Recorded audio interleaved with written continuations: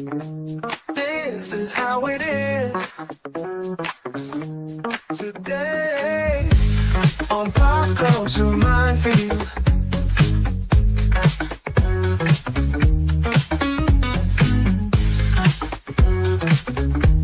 This is how it is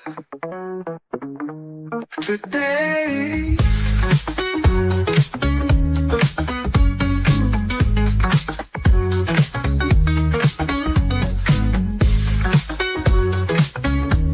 This is how it is today on Pop Culture Minefield.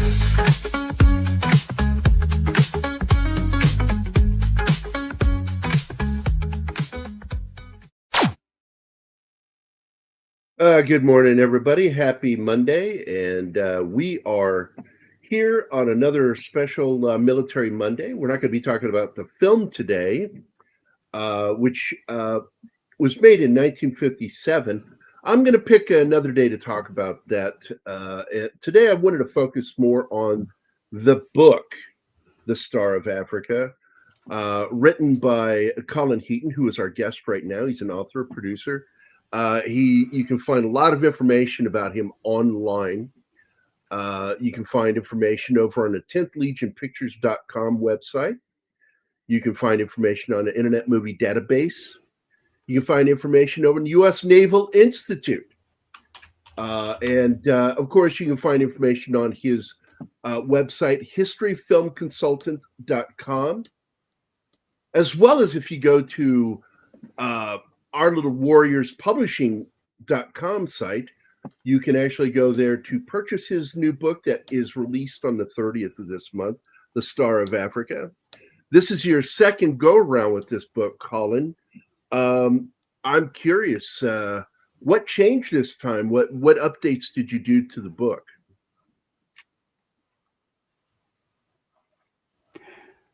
Well, when I first released the book with Zenith Press in 2012, I had a word count limit. I couldn't go over 100,000 words.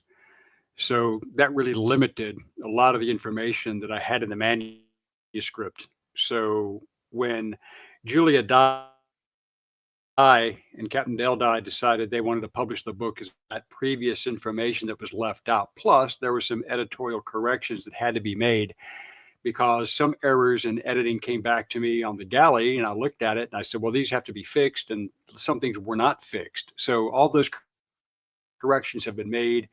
More information's in the book, more first-person interview material, photographs, with a complete back-end list of materials that historians will like, because it gives you a lot of specific detail with regard to what the pilots Marseille shot down, who shot down who, and a lot of the specific.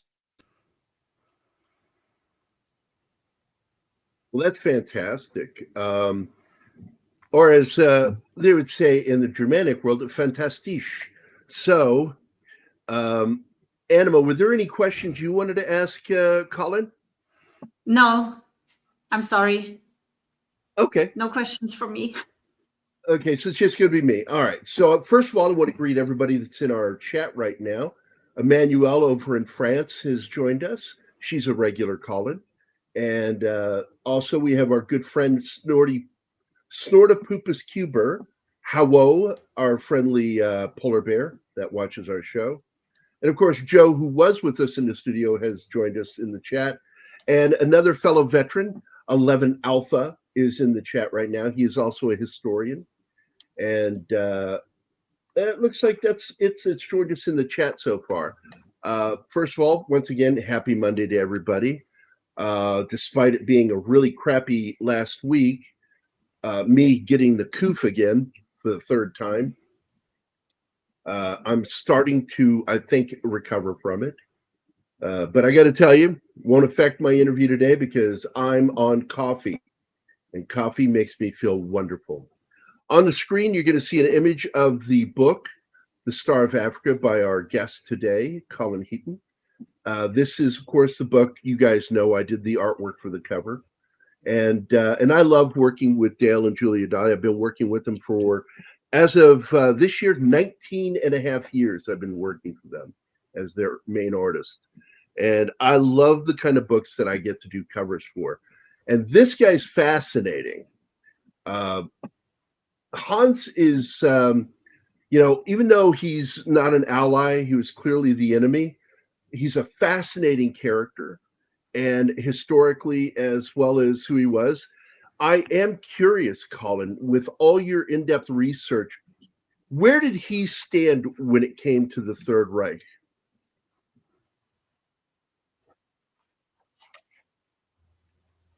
You mean professionally, or as an ace, or just as a person? On a personal level as well as military level. Well, he was quite controversial for many reasons. He didn't exactly embody what the National Socialists considered to be the ideal German man, let alone German officer.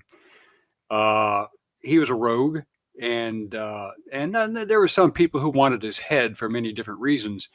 But because he was so effective and great for the propaganda machine, that kept him going.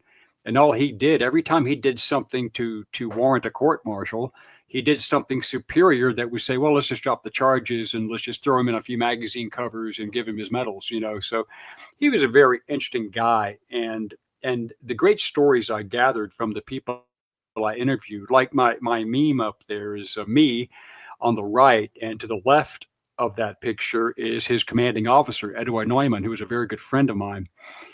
And but the stories told by the guys who knew him, whether they were pilots or whether they were upper echelon members of the Third Reich, who I interviewed, and even some of the enemy pilots who got to know him through radio transmissions or through intelligence reports, or because of his flybys over their air bases, dropping little notes and personal effects of other pilots that he shot down. You get a really well-rounded picture of him. So he was a stellar individual on a humanitarian level, despite being a very effective fighter race. And he did kill a lot of Allied pilots, but he didn't want to kill anybody. He was going for the aircraft. So whenever he had a chance to save somebody, he tried to do it. That's outstanding. To hear stories about guys like that, whether they're the enemy or the allies, you hear of these stories of these pilots that when given the chance to not have to kill the enemy, they would go out of their way not to. Are there any stories that stand out in your mind of moments like that with him?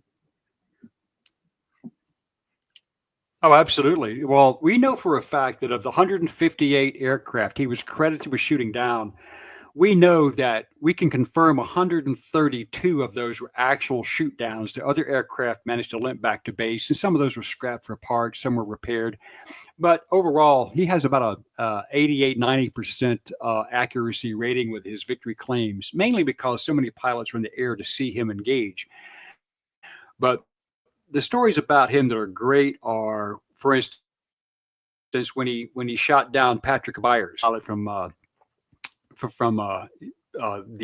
he was flying with the Australians, but he was a South African 451 squadron, and he was flying photo reconnaissance for 250 because they had the only camera-equipped Hawker Hurricane.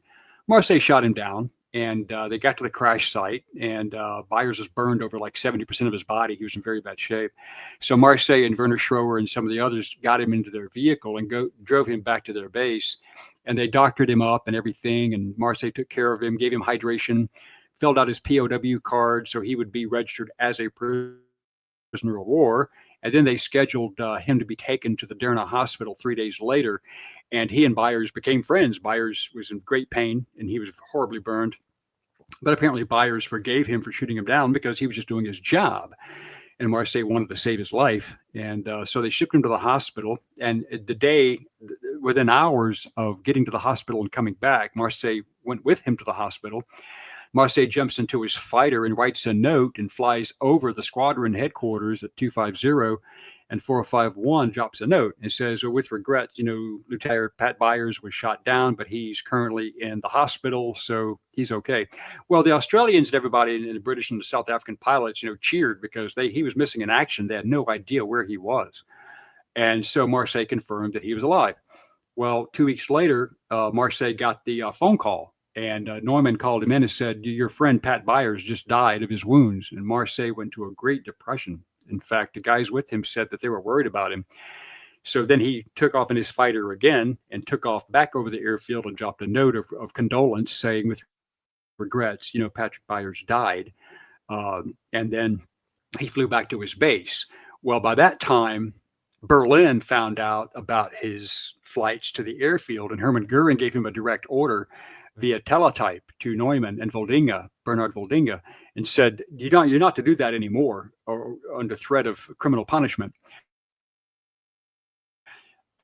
And Marseille read that, and Neumann said, you do understand the Reichsmarshal is telling you not to do that.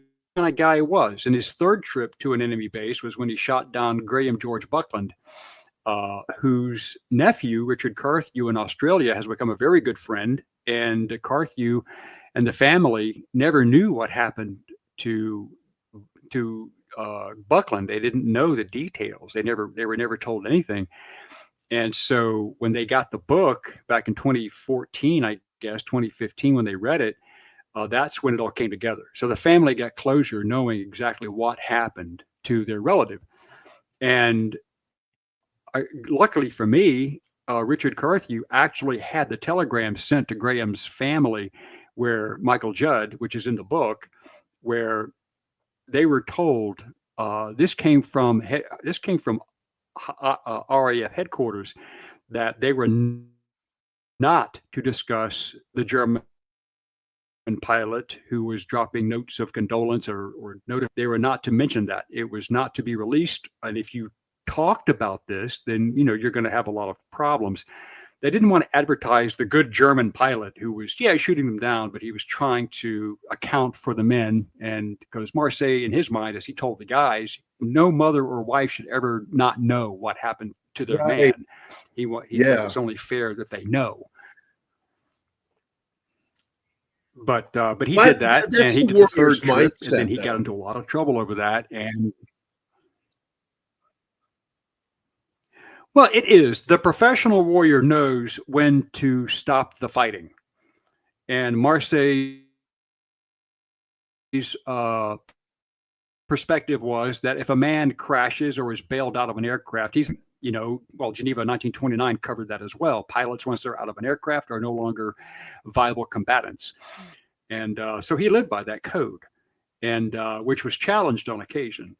But his other pilots began adopting the same mindset. They just started doing the same thing. Ludwig van Zysket made at least one, if not, I think he made 2 trips himself to drop notes on people he shot down, and Kenneth Driver being one of them that he shot down.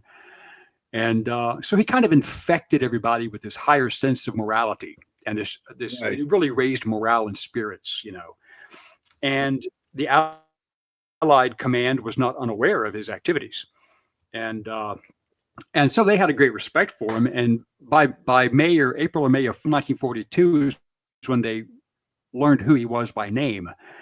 They were capturing Italian or German soldiers who would be carrying these newspapers and magazines with Marseille on the cover, and they see his aircraft in the background. They all knew him as DL-14 since December 1941. They all knew who he was by number, but now they knew who he was by name. And right. In Alexandria, they had a radio interception unit that was collecting radio transmissions from the Germans. So they were gathering intel that way. Plus, you had Bletchley Park, who had just broken the Enigma code the year before. And so they were reading German teletype mail in real time. So they knew exactly who he was. They knew what was going on. They knew all of Rommel's movements. And that was one of the things that crippled the German effort in North Africa. But getting back to Marseille, he had a certain code that he lived by. And that was what kind of made him stand out. Well, you get these guys historically that end up being like a warrior's warrior, the guys who are about the nobility of what they're doing rather than just the warfare. And he seems, from everything I've read about the guy, and I have not had a chance yet to read your new book. I've asked Julia, when are you going to send me the book so I can read it? And I'm looking forward to reading this book. and I'm really curious because Well, I can send. oh, if you want to, Colin, please do, and I'd love to get. Actually, I wouldn't mind if Julia would send you a copy of the book for me that you could sign for me because I would love to have a copy of your book signed. And but I do want to point out we have some great questions in our chat. We have a lot of military guys that watch the show and veterans. And by the way, I want to point out again, you served in the U.S. Marine Corps and the U.S. Army, correct?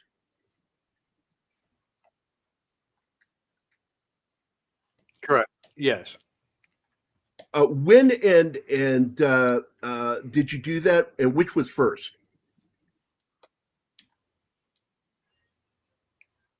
I'm sorry, you broke up on me there. Which branch did you serve in first?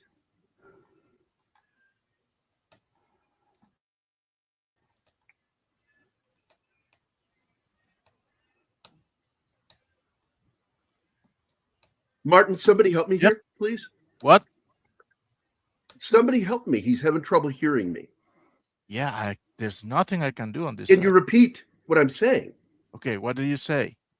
I asked which branch did Yeah, you I can hear. serve in I can hear first? you now. I can hear you now. Fine. Oh, okay.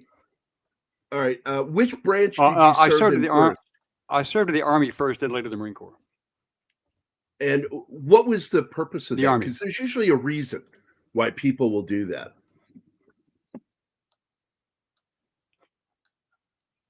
Well, I had a lot of personal reasons that I won't go into because it would take all day.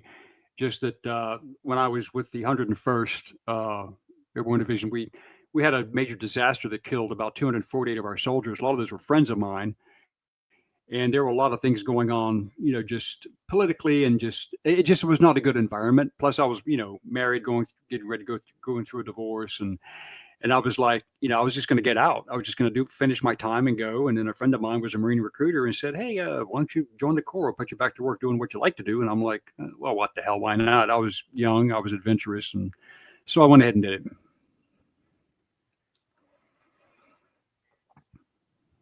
That's phenomenal, dude. And thank you for your service. And of course, as we say to all our veterans friends, welcome home.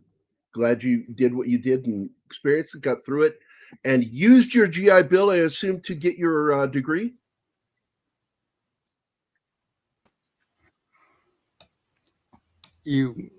I think you faded out again. I'm assuming you used your GI Bill to get your degree. Yeah, my undergraduate was paid for, but graduate schools were on me, so I had to absorb some debt. Oh yeah. And you have had a fascination with military history, it seems, for a long time. Is that something from childhood, or is this something you've gleaned and gained while serving in the military?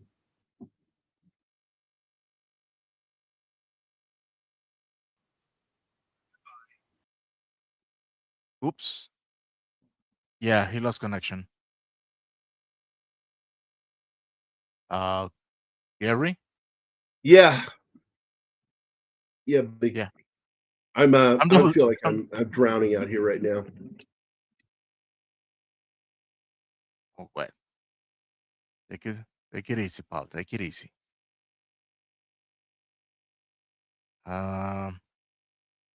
If he has In- trouble hearing me, if somebody can repeat what I said to him, it would be greatly appreciated rather than me trying to repeat it and him still not hearing me. yeah, I will. Marseille does seem like a throwback. Absolutely, Alpha. When you read on this guy, it's like, holy crap, this guy is totally different from some of the mindsets you saw during World War II. He is a throwback to that nobility of the warrior. And I deeply appreciate historical figures like that feel like it's more than just their fucking numbers that matters. It's that what they're doing matters, not just them personally, but what their job. It's the chivalry. Early in the stream, Heat was fading out at the end of statements. I suppose he's having the same issues with you, Gary. Yeah, because I'm coming through clear. We're having some trouble with his connection, and it really sucks because he sounds like such a fascinating guy. And I only wanted to do the interview with him today. I didn't want to talk about the movie today and get it confusing. Okay, There's he's trying to Colin. get back. Once he's ready, I will bring him in. At the moment, says that devices are having trouble connecting.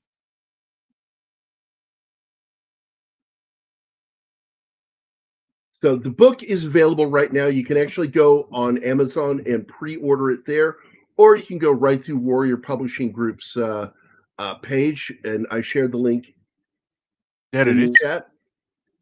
You can actually go straight to it there, click order. It takes you straight to the Amazon store, and you can pre-order. It will release on the 30th, and I think this is a worthwhile read, guys. I really do.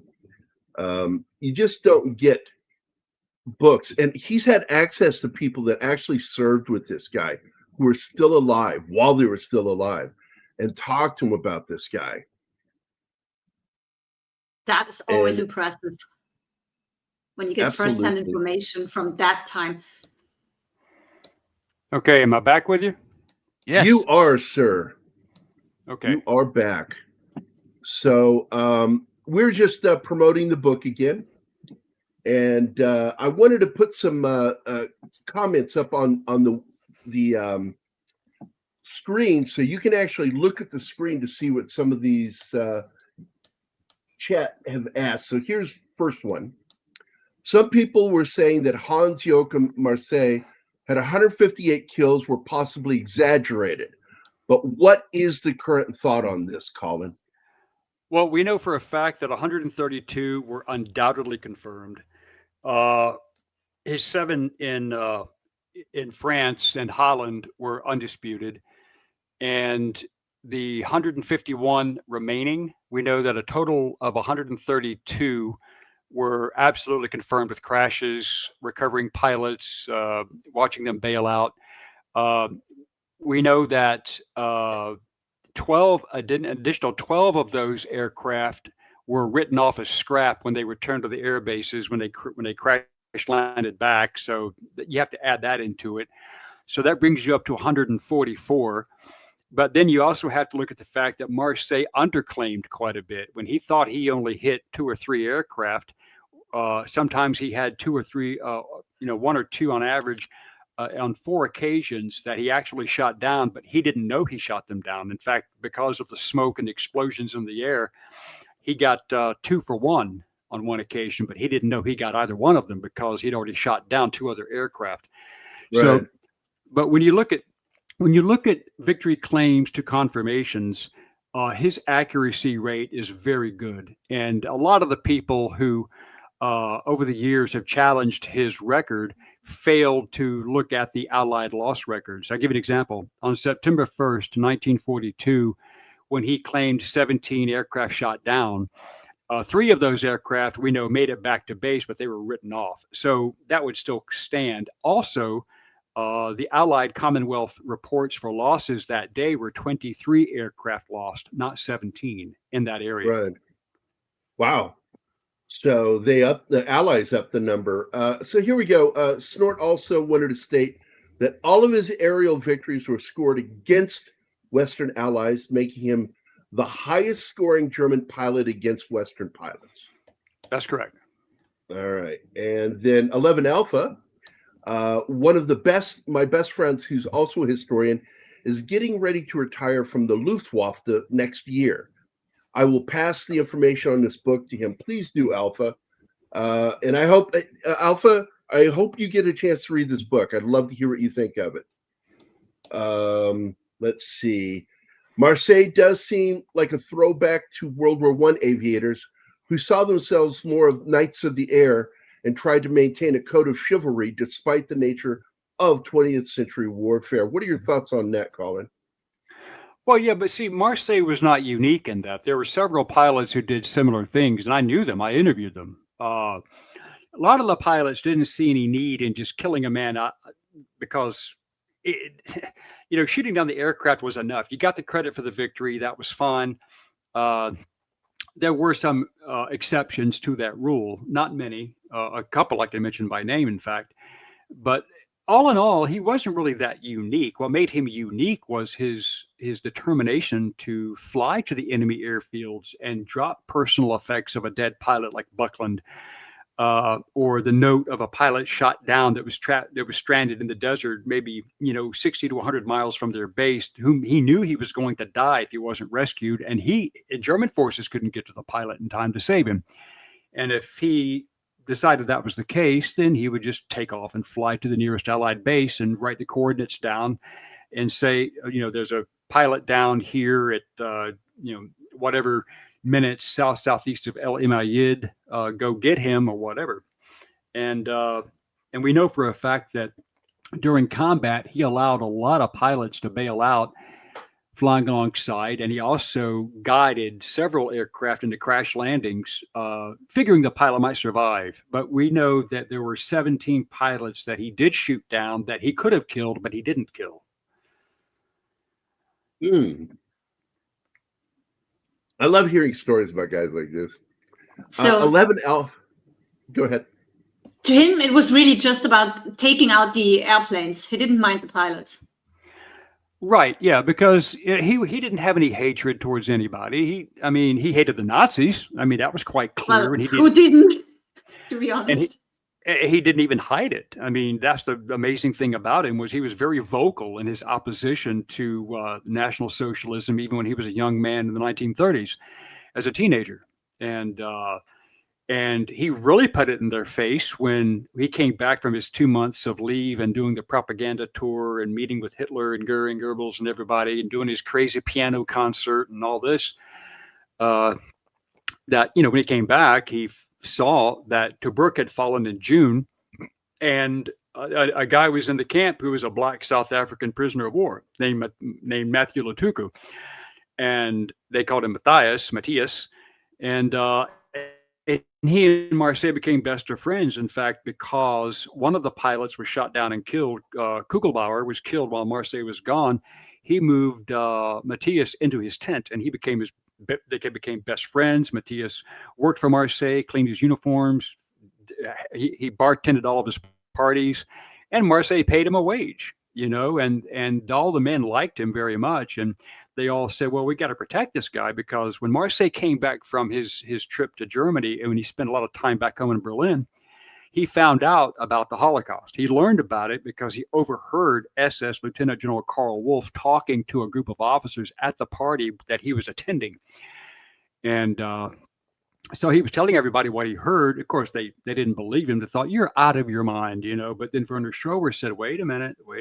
So he said, wait a minute. So he went and got his mechanic, who came over, and his mechanic had told Schroer just months earlier that when he was on leave for Christmas in 1941, that his brother, who was in the SS Polizei division, had a nervous breakdown. He was freaking out, and nobody could figure out what was wrong with him. And then finally, his brother told him, he said, look, we're killing these people. We're killing Jews. We're killing all these people. I just said, I can't deal with it,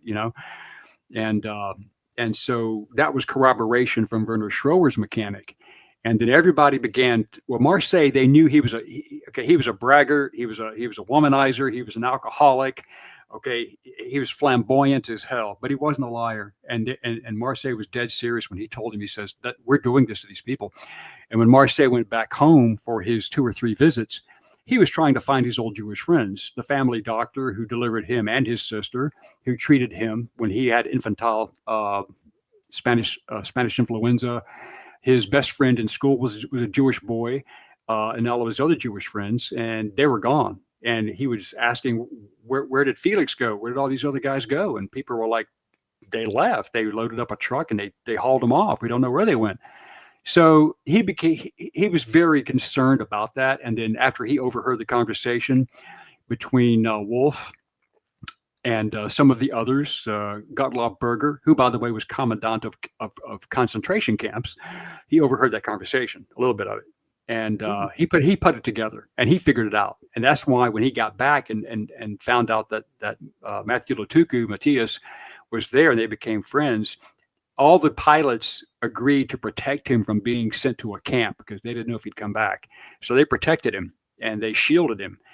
And even when Field Marshal Kesselring, General Otto Deslach, and some of these other guys showed up, Rommel was cool, and Kesselring was kind of like, questioning the legitimacy of such a relationship. They kind of let it go. But the men knew to protect him. And they did. They protected him until they evacuated North Africa. Even after Marseille's death, Ludwig van Zinsket took on the responsibility of taking care of him and protecting him. And so he survived the war. Well, you brought up Rommel. I'm glad you brought that up because I do know that they had a kind of a relationship. I know they met on several occasions. And Rommel was also a known critic of Hitler and the Third Reich. Was this something that was pretty much shared by him and Hans over time? Would they have had a conversation about that? Or are you aware of anything? I'm aware of private conversations that occurred. What transpired in those moments, we don't know.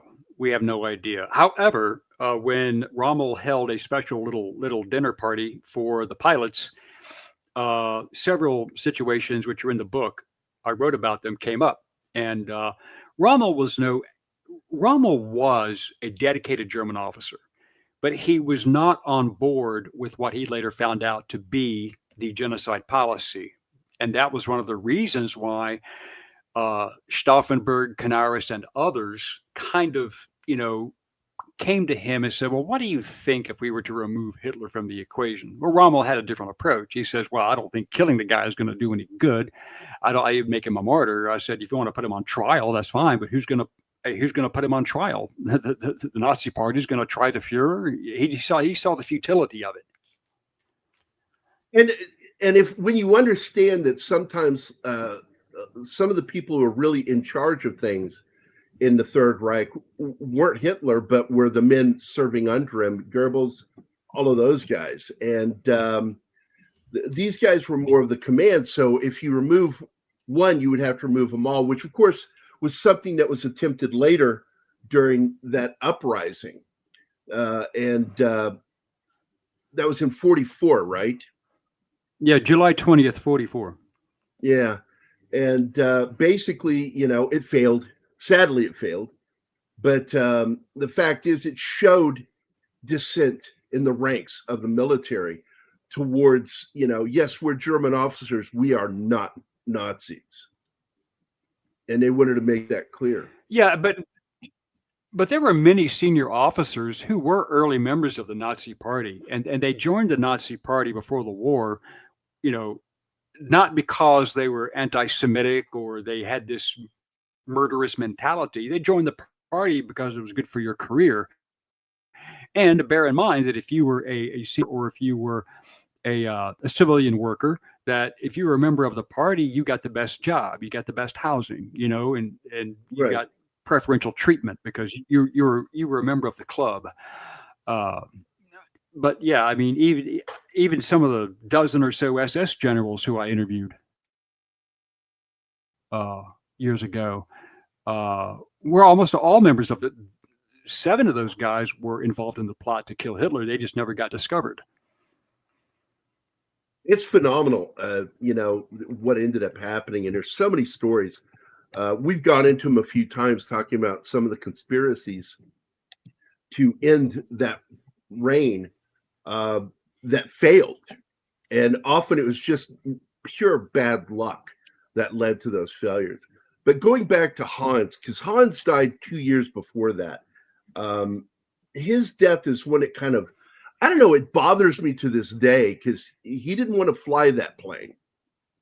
He was ordered No, to he fly didn't. it. In fact, Kesselring personally landed on the airfield and wanted to know, why is there a 109F with 14 and the 109G 2 with 14 on it? Because that 109G, the new one, Willy Messerschmitt and Hermann Goering had personally commemorated that aircraft to be delivered for Marseille. That was to be his propaganda aircraft.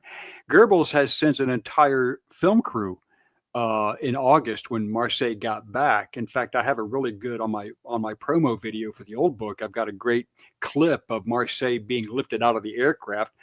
on his last mission of September 1st, being carried like a gladiator, victorious gladiator. But the propaganda film crews were there to film him coming back and chronicling his experiences and things like that they're supposed to be there for about a month, but he wouldn't fly the G model. And that's when Kesselring finally landed and said, look, these people are here. The Fuhrer is waiting. Goering is waiting, Messerschmitt and everybody's waiting to see you fly this new aircraft. And so that's what you're going to fly. And he had already flown it before, and he had test flown the variants when he was in Augsburg 2 months earlier, but he didn't like the aircraft. It didn't fit his fighting style, but he followed orders. And that particular model of 109 did have some mechanical issues that killed quite a few pilots. Yeah, engine failure was the main problem that I remember reading about it. And which kind of reminds me like the early days down at Fort Hood with some of the Apache helicopters. Like I remember early on, it was like 1 out of 3 weren't going to start that morning. It had that bad a reputation, and that's what was going on with this plane. And it's so ironic that his death was directly attributed to the fucking problems with this plane. And it makes me wonder, did they kill this guy? No. I've heard those conspiracy so? theories. No, I don't think they killed him. He was too valuable to the war effort. I mean, his 2-month propaganda tour alone, he would visit the Hitler Youth organizations, and basically he was a recruiting tool for the Luftwaffe. Right. He was so popular. Leni Riefenstahl, for instance. So when I was talking to her several times, she said, yeah, he was like one of the top 12 German pilots that were just, they were indispensable for the propaganda campaign. And Gallen said it too. He said, yeah, he was valuable to the war effort. So no, they wouldn't have killed him. That's ridiculous. And had he been planned, all they had to do was allow him to be court-martialed for shooting up his squadron leader's tent and damn near killing him. They could have court-martialed him and made an example out of him, or simply just spirited him away into a dark hole in the ground and killed him if they wanted to. If they'd wanted to, yeah. All right. Heading back into here, we got Snort goes, I remember reading that based on his armorer's report on expended ammunition, he averaged 15 rounds per victory at his peak. Yeah, that was starting. Gustav Rudel and some of the others kept the armorer's reports. I actually got to see that original armorer's report from May through September of 42, because General Rudel had it, and he let me see it. Yeah, he was averaging 15 rounds per kill, which would be 3 cannon and about 12 machine gun rounds per victory, which means that not a single round went astray. Now, you have to understand something, that the average fighter pilot, whether he be British or American, there were some exceptions, but the average fighter pilot probably burned through 1,000 rounds or more to get a victory. And the best pilots probably averaged between 80 and 100 rounds to get a kill. Marseille didn't have that problem. That's incredible. The accuracy required there. And that's a skill of shooting and of flying both. That's amazing. When it comes down to his skill set, is this something that was handed down? Were there other members of his family that were very skilled in this way, or is this something just that he had? No, it was just him. His father had been a pilot in the First World War, but he was a reconnaissance pilot who, ironically, was friends with General Eduard Ritter von Schleich, who commanded the Wien Schwekat fighter school, the Jagdfliegerschule in Vienna, but he was very unique in that respect. No German pilot had that ratio of rounds to victories, even though there were some outstanding German pilots who scored many more victories than he did. But then again, they flew more missions. He only flew 382 missions before he died. Hartmann scored 352, and about 20 or 30 of those are very questionable. And I knew Eric, but he flew 1,400 missions. So you've got to put it in context.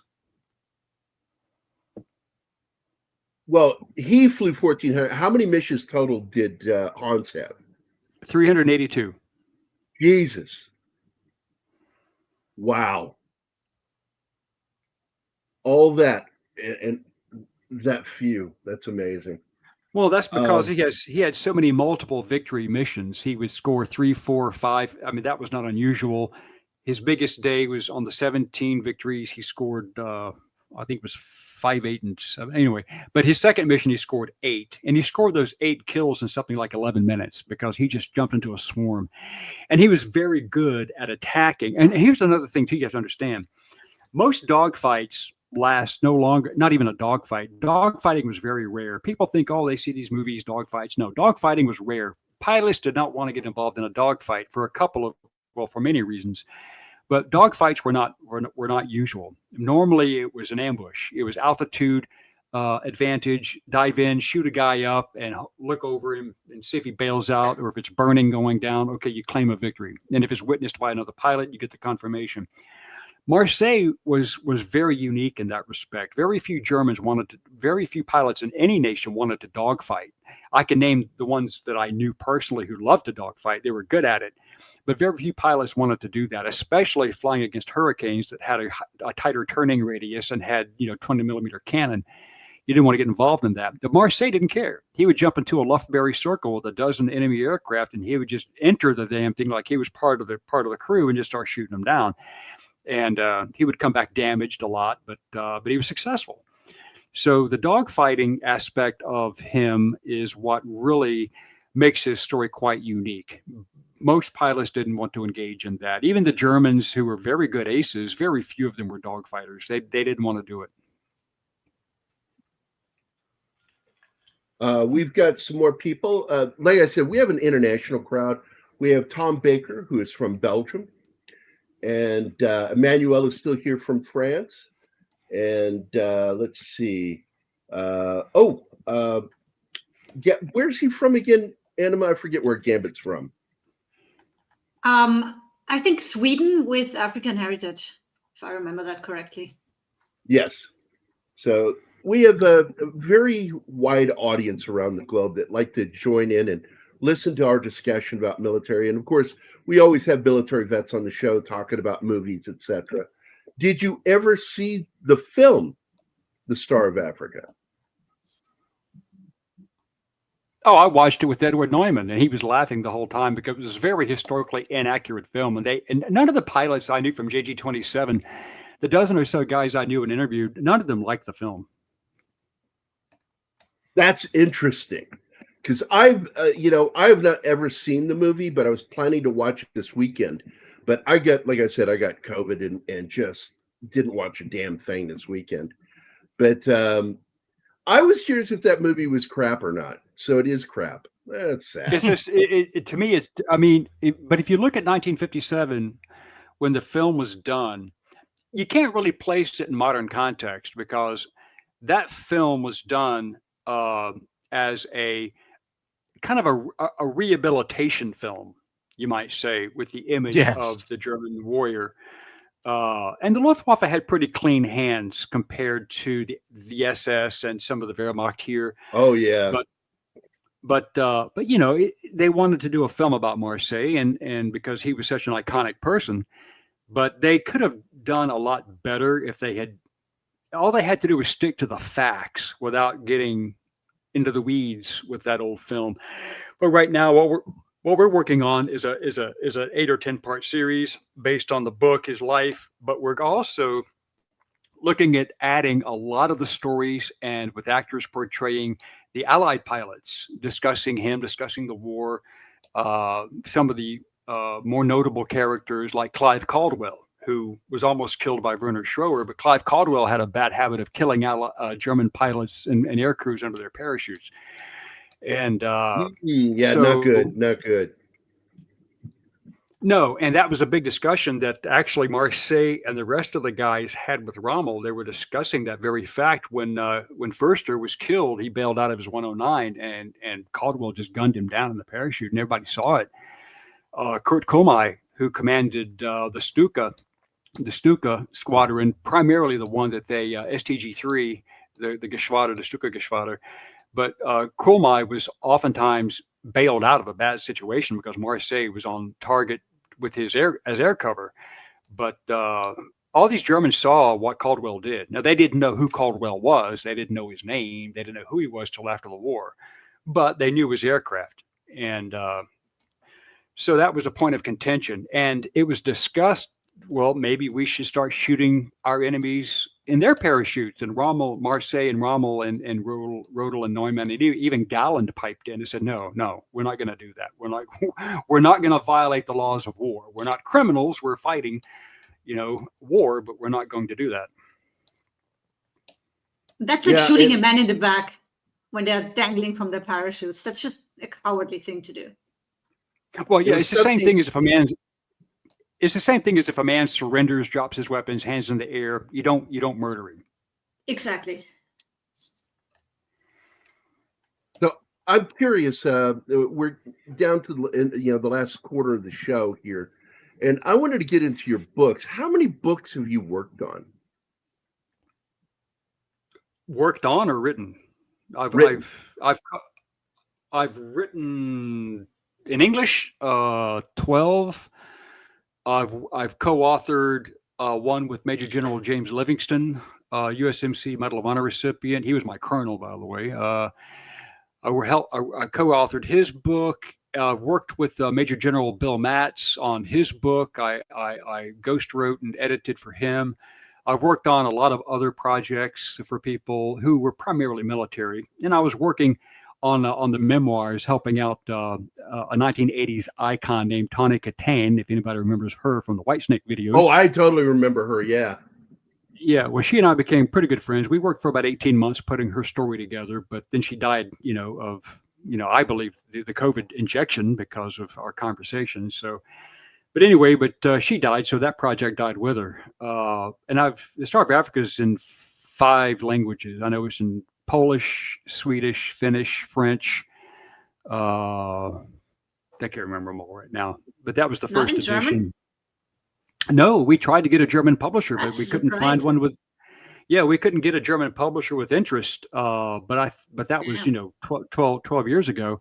But I think now it's changed because now it's the Germans who want to have us produce this series for the European streaming market and Australians as well. So I think the time has changed. I think the time is right to tell the story of a really great guy and the guys he was with who were not part of the Nazi machine. They're actually opposed to it. Opposing its role. Celebrating the individual soldier is not the same thing as celebrating the ideals of the time. And it's okay to celebrate good warriors for your country.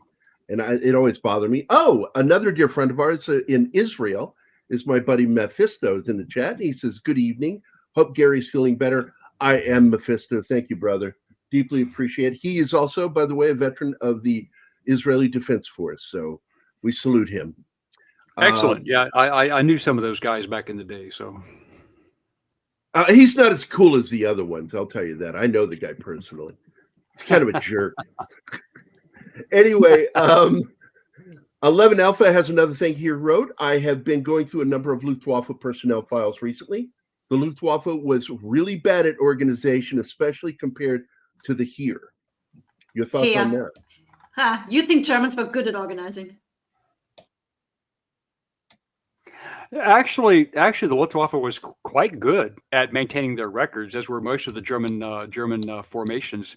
They were very detail-oriented. Later in the war, by 1945, the record keeping started to get kind of haphazard because there were just so many pressures and so many things going on that attention to detail wasn't as consciously applied as it had been before, as you can probably imagine. Absolutely. But yeah, we can go back to Luftwaffe. We can go back to Luftwaffe records.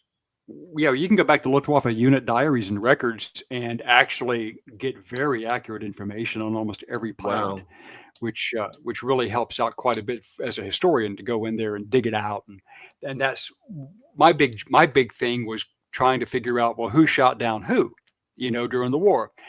And other guys have been doing this too. My buddy Nick Hector, historian in Australia, he has confirmations of a lot of stuff that corroborated what I found.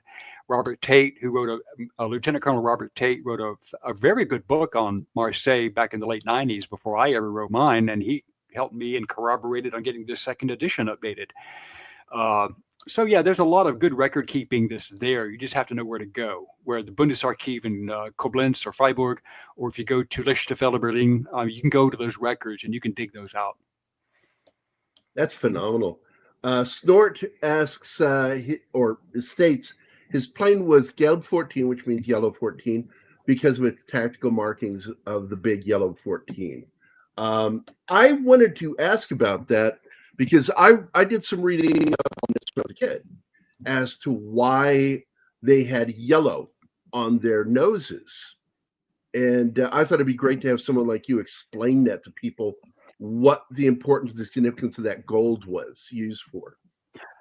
Well, the yellow noses, really, the order came out from the RLM, the Reichsluftfahrtministerium, came out in early June of 1940, right before the Battle of Britain, because they did not want misidentification of aircraft.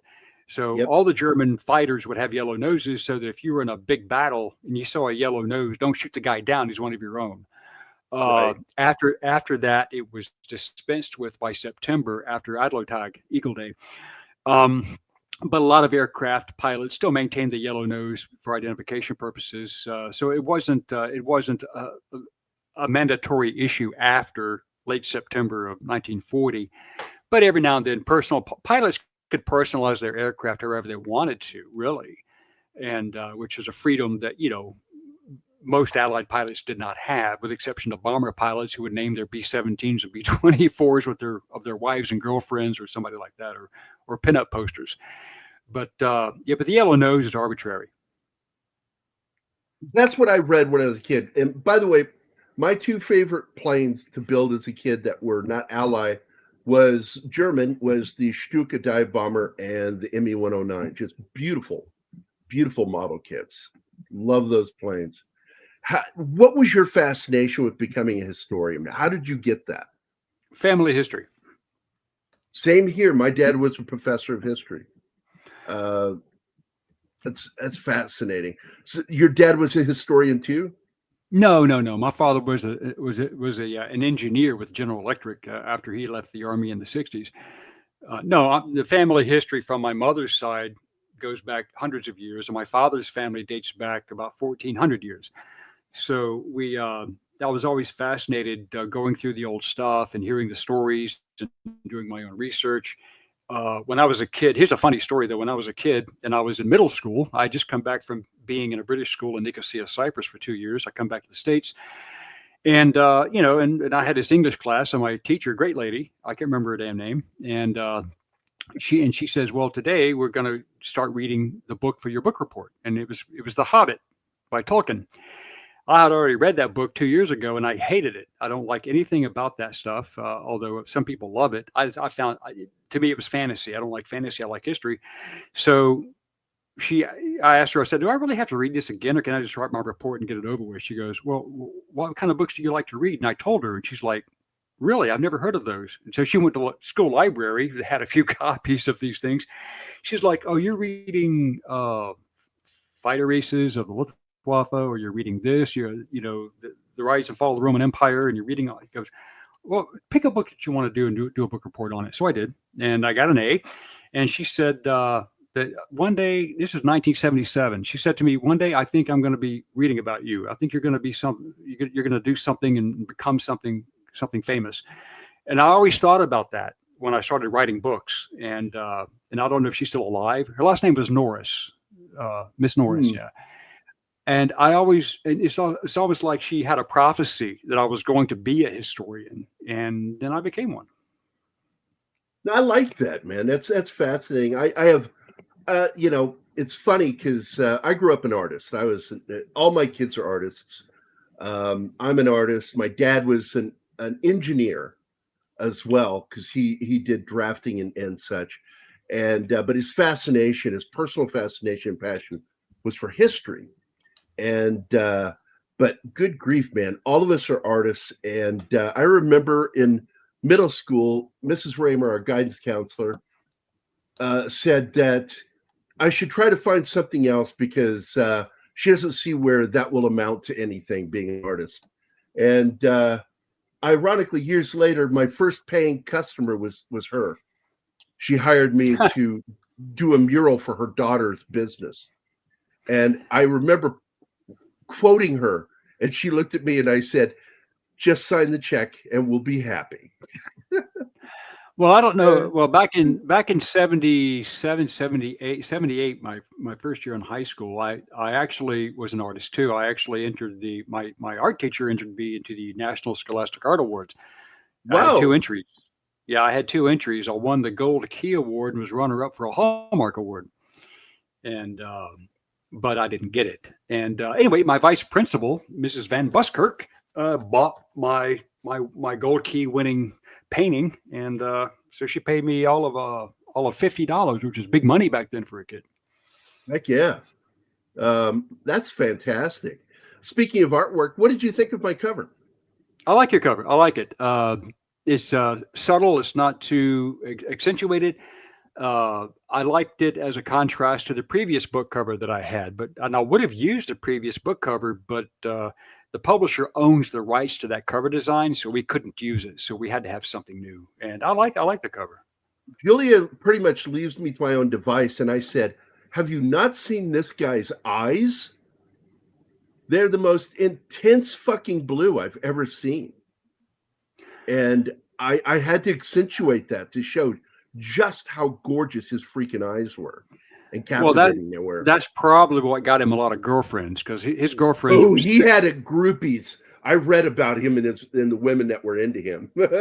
Oh yeah, I mean, women were after pilots. Period. Back then, you flew plane, you were a superstar. Oh yeah, well, people who know the history of cinema back in Europe. I mean, the Swedish actress Zara Leander. She was a love interest of Marseille's, and she pursued him. And Leni Riefenstahl had a lost weekend with him, and I asked her about that. I said, "Well, how close did you and Marseille get?" And she said, "Well, let me just tell you that." And she looked right at me, because I have blue eyes too. She looked right at me and she said, "Well, if I were 30 years younger and you were 20 years older, I'd make your toes curl." And but he had affairs with a lot of people. I mean, and we have it on pretty good authority that he probably did run off with Mussolini's niece, who was married to one of his officers, and when he was in Rome, and but he had women all over. Yeah, there's really a lot of photographs. She was a big fan of his, and he had time with her, romantic time. And there's one great story in the book about when Marseille was in France. He had been fired. Herbert Edelfeld, who I interviewed, fired him and sent him to go to JG 52 to be under the command of Johannes Steinhoff and Dietrich Rabach, both men I knew. And Marseille was out there on the town, and he'd had problems. He'd stolen Steinhoff's car on a few occasions, gotten drunk, came back with naked women in the back and got them dressed, and walked into formation drunk. But he was actually in the bedroom of a girl that he met at a pub, and she turned out to be the daughter of the local Gestapo major. And so he comes into her bedroom, and all he saw was one naked guy carrying a Luftwaffe uniform jumping out of her window. And what made it even worse, this is in the book. And what made it even worse was Marseille stole his bottle of very old and very nice French brandy or cognac or whatever it was. And then, so this major is traveling to all the air bases, and all the Luftwaffe units say he's looking for this one guy. He said, "Oh, I only saw the back of his head, but I know he was Luftwaffe, and I think I'd see him again." So Steinhoff had just walked in that morning and tripped over the very bottle that Marseille had stolen, picked it up, and told Marseille, "Pack your bags. You're probably going to be out of here." Then he goes to his office and sets that bottle of alcohol behind his desk. Who's knocking on the door is the Gestapo major. So this old school Nazi, and he walks in there and he's giving him his spiel, says, "I want to find this officer because he belonged to your unit." And Steinhoff says, "There are a lot of guys on this base. I have no idea." And he said, "Major, would you like a shot of brandy or cognac or whatever it was?" He goes, "Yeah, sure." So Steinhoff, not knowing it, takes the very bottle that was stolen and pours a guy a drink from his own stolen bottle, then sets it back. And then the guy says, "Yeah, this clown stole my best bottle of brandy or cognac, I think it was." And Steinhoff's thinking, "Holy shit, I just served this guy, you know." So he says, "Hey," points to out the window, "Hey, is that the guy you're talking about?" And when the major turned his head, he moved the bottle out of sight because he didn't want to get caught with it. Yeah. And speaking of getting caught, I did want to point this out because he was engaged. But like I said, I saw a lot of photographs of him with his fiance, but his attention was often not on her. And also in the photos, you would see women looking past her at him. And I just found that phenomenal that he was the rock star of his period, this guy. And was a player. Well, he was. And I think General Hans Bauer, he was a player. General Hans Bauer, I think, was the one in the book who said that during his interview, he said with women, it was like putting a hungry dog in a butcher shop. And so, yeah, he was definitely, Marseille had his flaws, but he also had his strengths. And he wasn't a perfect human being. Yeah, was he a womanizer? Was he a playboy? Sure he was. But was he a cold-blooded killer? By no stretch of the imagination. And he had a high sense of chivalry. Gotta love that, man. Let's go ahead and move into the sad part of the story, which is, you know, he went ahead and flew that plane, even though he didn't want to, and immediately had trouble when they went up in the air. And what ended up, from what I read, happened to him was that he didn't realize how steep his descent was because the cockpit was so full of smoke that he wasn't able to tell what was going on, and he died because of that. Yeah, the guys who flew alongside him, who radioed in, helping him stay kind of like level, he stayed with the aircraft until he could get over German lines. And once he knew he was safe is when he knew he could bail out without getting captured. What happened was that he inverted the aircraft. He flipped it over on its back and he dropped the canopy. And he had to get out, but the smoke was so thick he could not see his altimeter. He couldn't see his artificial horizon. He had no clue what his attitude was, and he was at about a 40-degree dive, inverted towards the ground when he left the aircraft. And then the force of that threw him up against the tail of the aircraft, which really just gashed him from almost from throat to groin, and he never opened his parachute. Yeah, it's believed that he died on impact. Oh, absolutely. The back of the plane. Yeah, he would have hit that. He would have hit that tail section, or the horizontal stabilizer, more than likely. He would have hit that doing close to about 300 miles per hour. Yeah, I'm hoping that it was quick, no matter what. And ironically, it was the physician that ended up being the first one to recover his body that identified who he was because of his medals. As I recall, it was his medals that he was able to identify who it was that was killed. Yeah, well, he recognized Dr. Hans Blick. He was the surgeon for the ground unit who got to the location first, and then Ludwig Francis Kett and Shore and some of the others showed up to collect the body.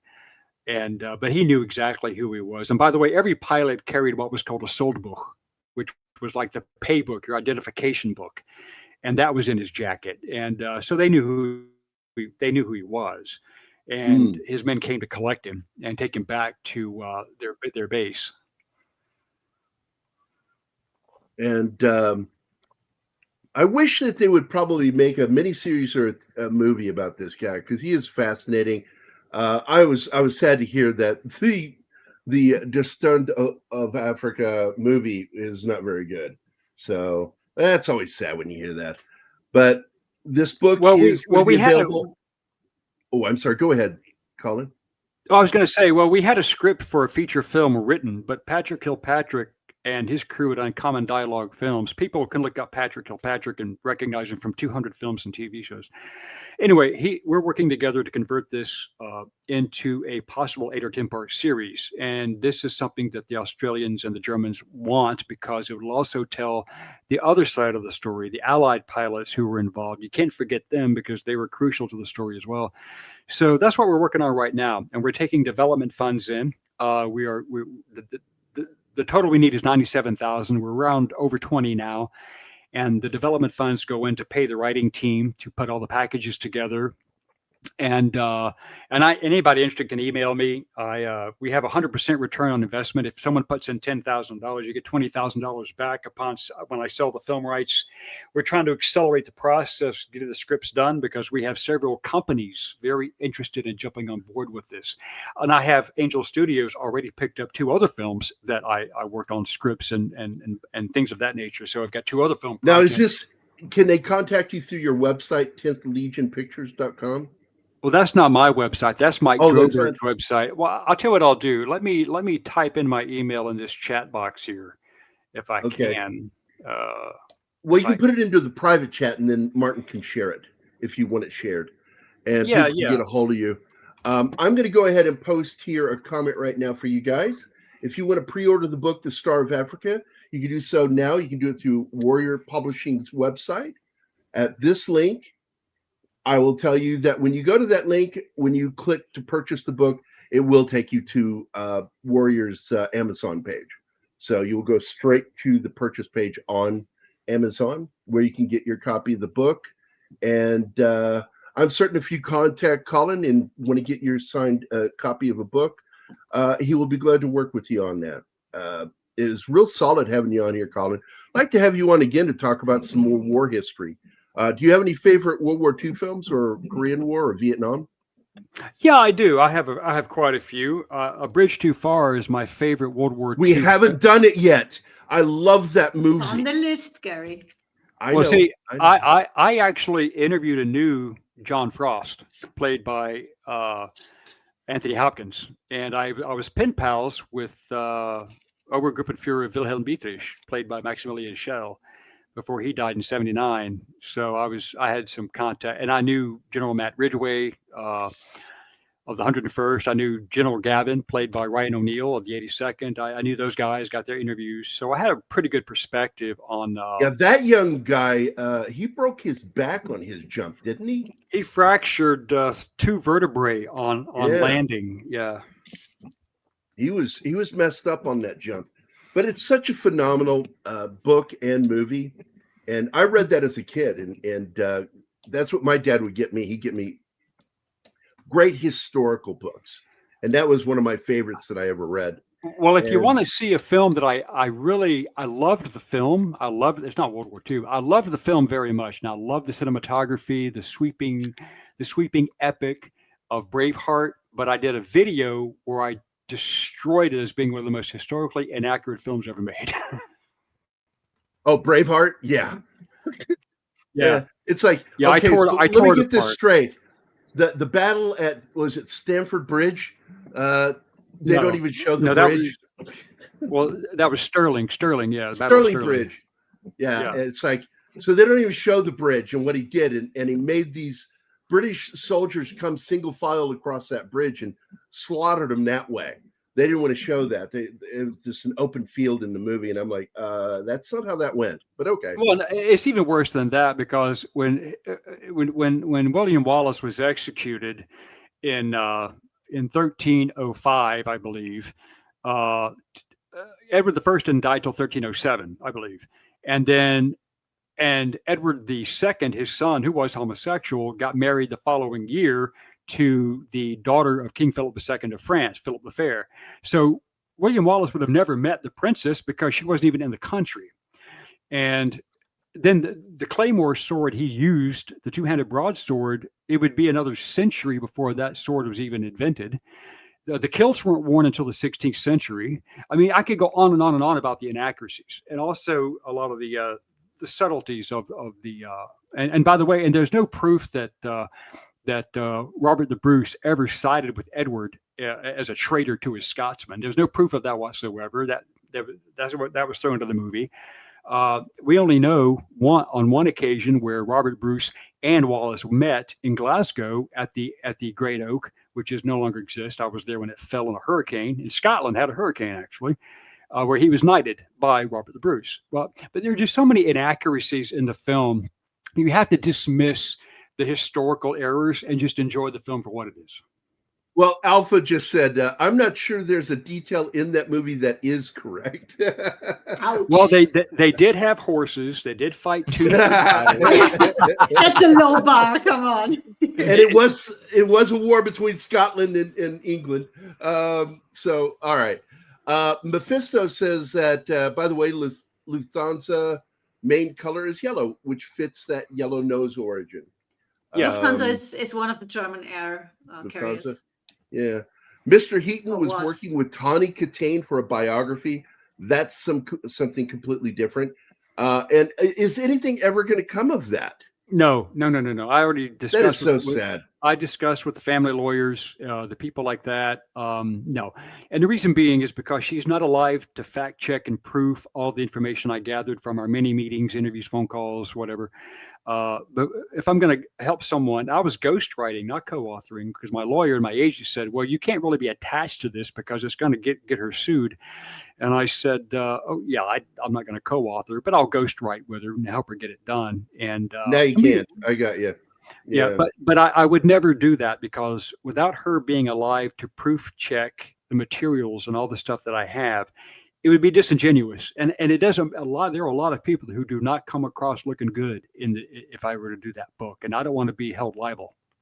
I'm going to bet also the lead singer from Whitesnake not looking good on that one. David Coverdale he's actually a nice guy. David Coverdale actually comes across. Yeah, David Coverdale comes across as one of the best people in the book, if it were to be written. Jerry Seinfeld comes across as very great.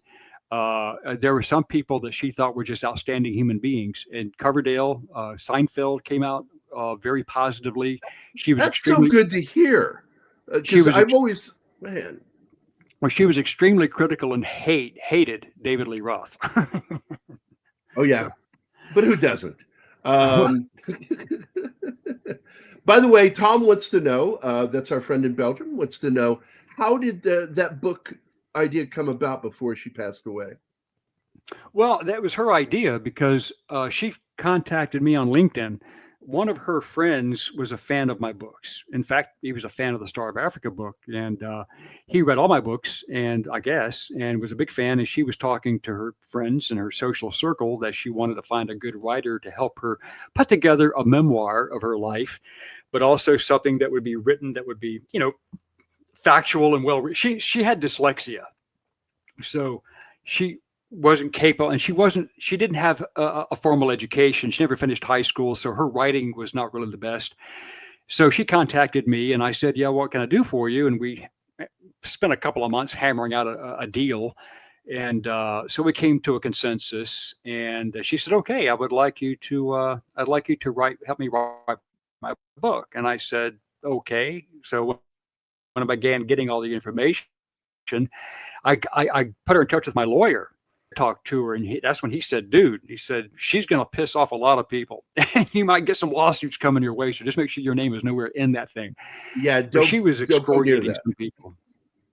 Well, yeah, she really, I remember reading years ago when she had an emotional breakdown. Like right after she did this one science fiction fantasy movie. And I remember reading about her breakdown, and I'm like going, I wonder what the hell they're doing to this girl.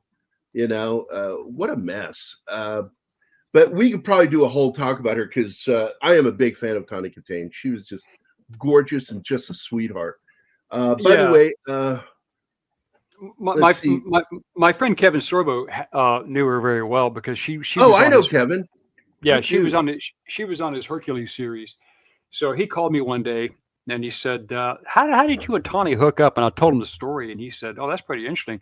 He told me some stories that I won't share. That's privilege. But I talked to a lot of other people who contacted me. Valerie Bertinelli was one of her best friends. She married Eddie Van Halen. And, but there are a lot of stories about her. But one thing I liked about Tawny, when she was writing her book, when giving me information, she didn't try to make herself look good. She laid everything out about her cocaine abuse, her DUIs. She said, yeah, I had problems, all this. Yeah, I had an affair with OJ, and that was wrong. That was bad. And she said, I knew he was guilty of the murders because of what he told me when I visited him in jail. And just a bunch of stuff that would have been eye-opening, explosive stuff with regard to other celebrities and her opinions of them, first person.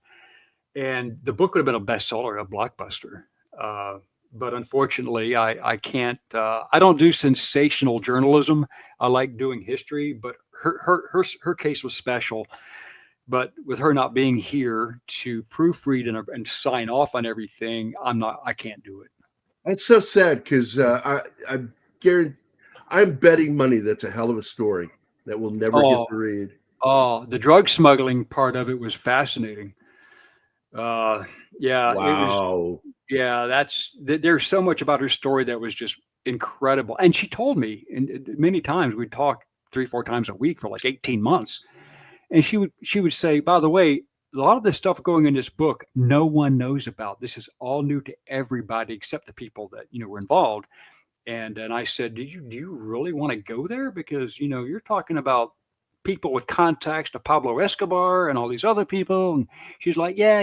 Well, I don't care. I'm just going to throw it out there and let the chips fall where they may. And I'm like, wow, that's cool. That's guts. I got to tell you, man. By the way, we Gambit says that the Odessa File, which I've talked about that film before, has a great cast: John Voight, Klaus Lausich, and Maximilian Schell, and Maria Schell. Yeah. Oh, yes, she's in it too. So great cast. Schnell, I like that though. movie.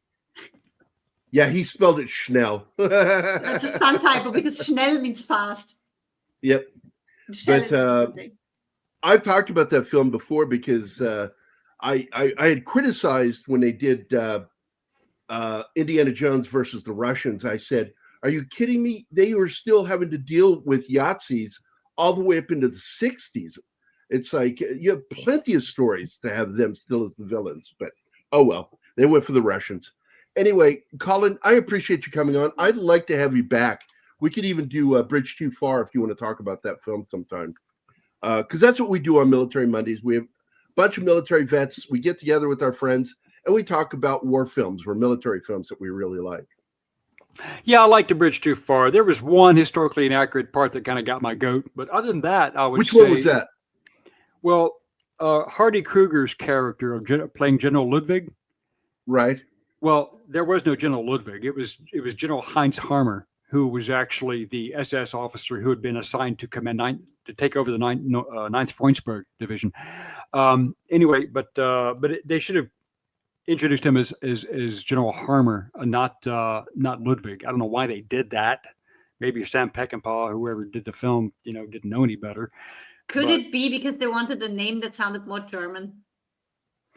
I don't know. I have no idea why they did that. And I did know Sean Connery. I mean, and he played General Brown Urquhart. And, we talked about the film a little bit, and he enjoyed the role very much. But yeah, it's just, that's the only real issue I had with the film. The rest of it, you can forgive certain lapses in historical accuracy because you're not doing a 36-hour film. You condense the data. But overall, on my scale of 1 to 10, I give A Bridge Too Far a 9, and that's one of the highest ratings I ever give anything. Das Boot, the original with Jürgen Prochnow in 1981, I give that a serious 8. But I'm very harsh. Braveheart got a 3, only because there was a Scotland, there was an England, there were horses, there were Burn. I did the same thing because Dale, my boss, worked on Saving Private Ryan, but it is probably the single most shit on film I've ever talked about. I just shit all over it. I said the only thing good in that film are the scenes that Dale directed. Everything else is just crap, and it annoys me when I watch it. Well, given my past job as a scout sniper, I took great interest in that actor's role. And I saw some serious flaws. First of all, they changed rifles and they changed scope mounts. And then they used a rifle that he was holding a rifle that was not even issued to the U.S. Army at that time. It was used by the Marine Corps snipers, such as Lee Marvin used it. And there were some serious flaws in the movie with regard to certain things. First of all, the entire patrol going after Ryan would not have diverted their mission to take out a machine gun position because, first of all, machine gun positions were also covered by supportive fire normally. Yep. And you would normally call in an airstrike. but they didn't even have a damn radio. Call in artillery or airstrikes. Yeah, exactly. Either way, if you had 155s within range, yeah, you call in the artillery strike. You just bracket the target till you get close, and then you just say pour it on. Yeah. Fire for effect. Fire for effect. But the thing is that they didn't even have a radio with that unit, and you would never take a patrol that far inside enemy territory without radio communication. Yeah. Well, there's so much ridiculous shit in there. God, I would love to talk to you about it some more. Because, like, one of my biggest beefs was they're walking through German-occupied France, marching only feet apart and talking full voice. And then the guy starts having a shit on the guy for saluting the captain. And I'm like, you've got a problem with that. Why don't you tell the captain to take the fucking bars off his helmet? That'll get him shot. Jesus Christ. I mean, they're all over the place. Dale did the best he could. Steven Spielberg had his ideas, and he would listen to Dale sometimes, and we just had Dale on a week ago, 2 weeks ago, to talk about how frustrating it is when filmmakers don't listen to him. Their advice. Oh, I had the same situation with Fury. I was hired to take a look at that script and Red Tails, done by George Lucas, and finally, being an honorary Tuskegee Airman, I knew the guys all still alive at the time, and we just said take our names off of it because this is not gonna. I can't be attached to it. And Fury was decent. It was good, but if they had filmed the tank battle scene the way it was originally written, I'd have been laughing my ass into a coma. And so they changed that. It's based on a real group, and there's actual footage of their battle, their tank battle going into the city, because those guys did not die there. They went into the city and fucking fought the Germans toe to toe with their tanks. And I was shocked. I don't know if you've ever seen that footage of that battle and how they survived. It was incredible. But they wanted to do a fictional story about a real group, and because there really was a tank and commander that was like that, but they made up their own ending and killed the guys, and only one guy survives. And I'm like, okay. And you got to love all those multicolored Star Wars tracers used in the film too. At least they were accurate and gave the Germans green tracers.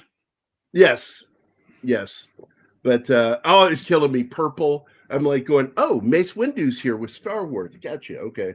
So we're going to get out of here. Colin, I want to thank you so much for being here today.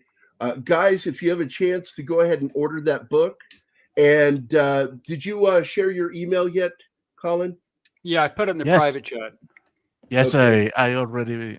Did you put it out there for everybody? So if you guys buy the book and you want to get a signed copy, email him and work out the details with him. I'm sure he will help you guys. Yeah, if anybody buys the book and you want a signed book plate to insert into the book, just, I'll send it to you. You don't have to buy a book. Oh, you can do that one too. Yeah, absolutely. Yeah. Thanks for being here, Colin. Got to have you back. God, it was fun having you on here. Once we got past our technical errors, you have been a fantastic guest on this show today, my friend. It was really good having you on. And, well, wait until Julia. I've got another book I'm going to have Julia Probable release next year, which I have a YouTube video on as well, about a man-eating Siberian tiger for a 3-year rampage. So I'm turning that, and we're going to turn that into a script as well. Holy shit! Really? Yeah. Okay, I'm ready. If you're going to do that as a book, I am ready. I'm already ready for the cover. I've already got things in my head. Yeah. I'm a student, by the way, of Drew Struzan. I hope you know who that is. And, he was my actual mentor. And I went to that school of doing portraiture. And the face is what sells the story. You can draw the planes all you want to. They'll only sell a few books. But you put a good face in there, it's going to get people's attention because it's actually looking at them.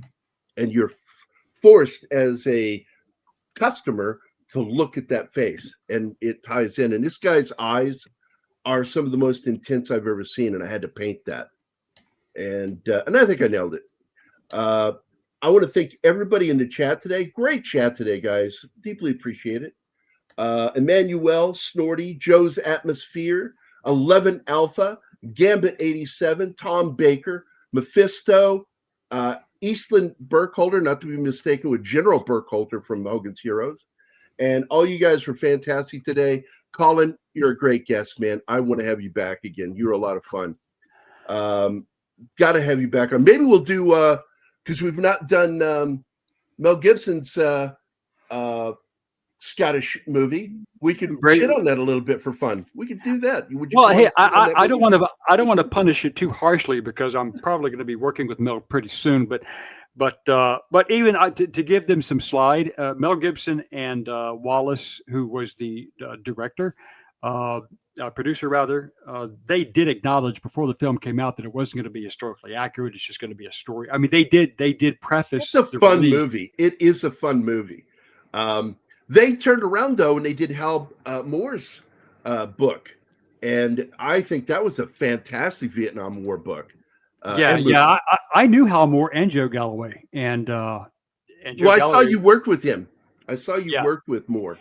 Yeah, I knew Hal Moore, Joe Galloway, and they were great guys, really solid Americans, and the movie I thought was really well done, but there were some historical challenges with the way the film was done. But like I say, it was kind of like a Western, and they did that on purpose to make it feel more like a Western because it was an echo of what happened to the 7th Cav. And I understood that, but it's still, I had problems with that. And I think they would have done better if they had had Dale Dye working on the film. Well, I think so too. I think that's the reason why Platoon worked out so well, even though it was a fictionalized history. Dale was in it, and I know he had some work with Oliver Stone on that, and Platoon kind of worked out for me. Yeah, ditto. My only beef with that movie was the last line, and all the way up to then, I was like, I'm all in, and then he goes, we flew 10,000 miles to fight the enemy, and the enemy was us. Now I'm like, oh man, go fuck yourself. God damn it, Ollie, you couldn't avoid being a commie for just a second. Yeah, he definitely, Oliver Stone, I mean, first of all, one of the worst films ever made, in my opinion, was JFK. So, yeah. And it's so long. I've talked to Danny here to watch that with me, and I'm like, I just don't think I can put you through it. It's just too long of a fucking movie, and it doesn't really serve any real purpose. No, it'd be like trying to watch Stevie Wonder drive NASCAR. I mean,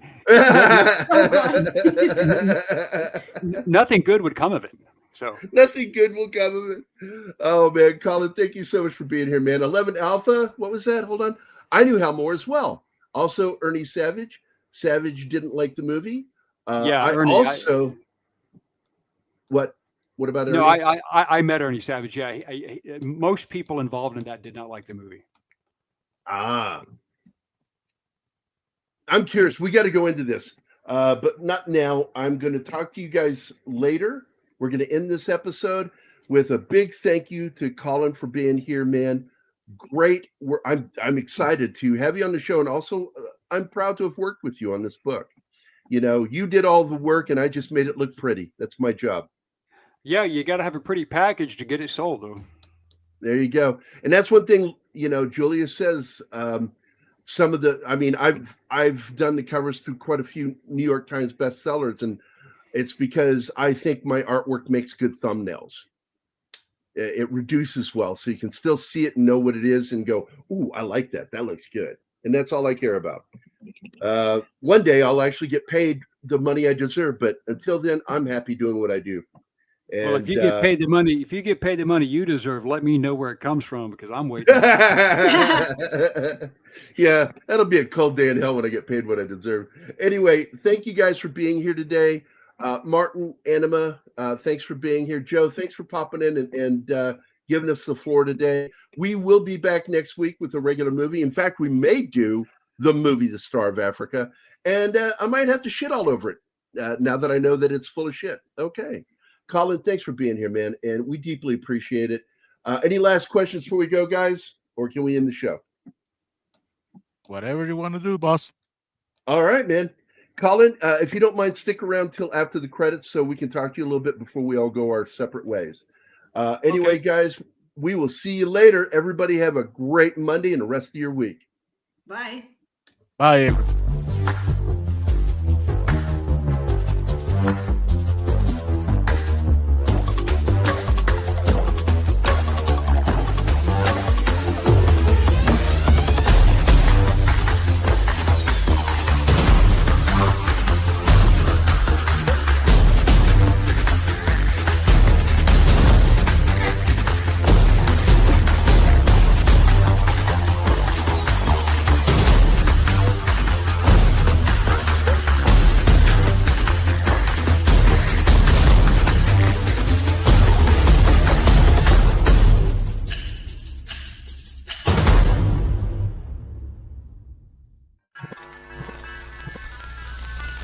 Y'all come back now.